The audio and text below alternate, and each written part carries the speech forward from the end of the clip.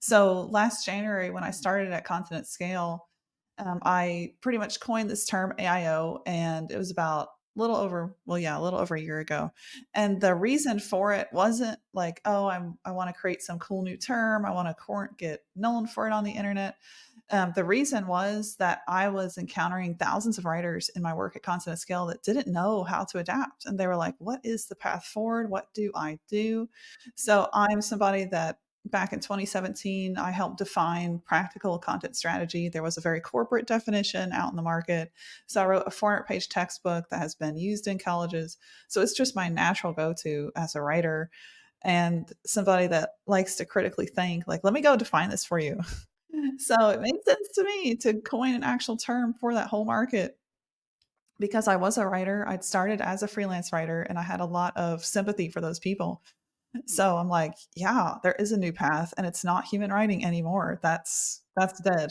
If you're doing that, you're in the stone age. Sorry to tell you. So this idea of AIO is to help writers know that SEO content, really almost any kind of content, because you can apply AIO to anything, is you sit down at the computer. Maybe soon it'll look different. Maybe you're wearing a headset. Who knows?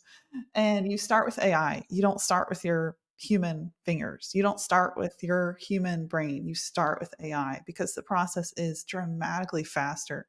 And then the O is whenever you, as the human, come in and optimize it and get it ready for publishing. And so, with that, I built a framework called Craft that's been used by tons of writers. I've taught it on big stages. And the idea is to cut the fluff, review the content, add images, visuals, and media, fact check, and then trust build. So very easy acronym. And it's also like this idea of you have a new craft. So it's not just an acronym, it's a way to get you thinking differently. But that was how I defined it. And it's definitely taken off. I've seen LinkedIn copywriters have it in their headline where they're like, I'm the AIO copywriter now, which is really cool. So I'm like, yes, please use it.